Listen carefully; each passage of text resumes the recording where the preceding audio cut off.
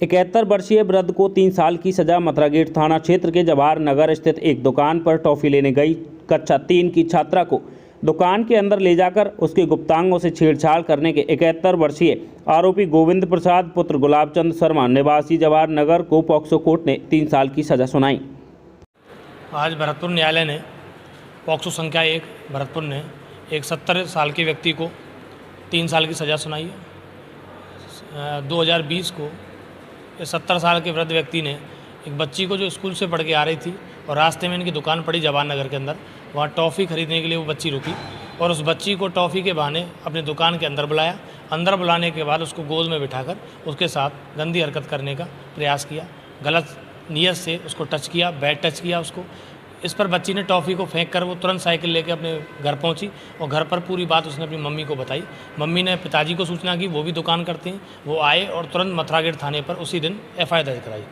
Court ने सभी बयानों की साक्ष्य लेखवत करने के पश्चात आज न्यायालय का फैसला है और न्यायालय ने उक्त 70 साल के वृद्ध व्यक्ति को, जिसका नाम गोविंद पारासर पुत्र गुलाबचंद पारासर निवासी जवाहर नगर को 3 साल की सजा से दंडित किया है तथा 5,000 रुपये का जुर्माना भी लगाया है। तो इस पर आगे क्या होगा?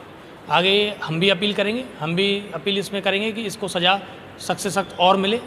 सज़ा का प्रावधान 7 साल है। हम भी सज़ा के लिए इंक्रीज़ करने के लिए ऑनरेबल हाई कोर्ट की तरफ मूव करेंगे और जिसको सज़ा मिली है वो भी अपने ऑनरेबल हाई कोर्ट को उसको 1 महीने का समय दिया गया है कोर्ट ने कि आप जमानत सस्पेंड करा के लाइए, इसका मौका दिया गया। मतलब पहली जीत तो हो चुकी है हमारी। जी, पहली जीत हमारी हुई है।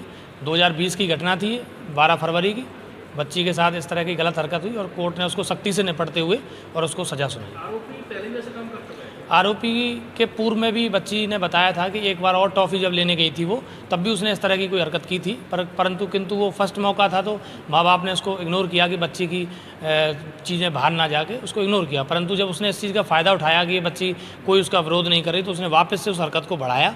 उसके बाद बच्ची जब रोने लगी तब उसने घर जाके उसके कोर्ट के अंदर भी जब बच्ची के बयान लिए गए तो बयान के दौरान जब क्रॉस एग्जामिनेशन हुआ उस समय भी बच्ची रोने लगी, तो उसमें नोट भी ऑनरेबल कोर्ट ने डाला कि बच्ची के बयान देते समय वो रोने लगी, उसको भावुक हो गई, उसको शांत किया गया, समझाया गया और तसल्ली से उसके वापस से बयान दर्ज कराए गए और कंप्लीट बयानों में बच्ची का कहीं भी एक नया बिंदु निकल के नहीं आया। जो उसकी सही कहानी थी वही सही कहानी उसकी एंड तक रही और इसी आधार पर ऑनरेबल कोर्ट ने आज आरोपी गोविंद पारासर को 3 साल की सजा से दंडित किया। बच्ची के माँ बाप का क्या कहना व्यक्ति बच्ची के जो माँ बाप हैं वो दुकान करते हैं, उनकी शॉप है, वो भी दवाई की दुकान करते हैं और मम्मी उनकी घर पे रहती हैं, हाउस वाइफ है।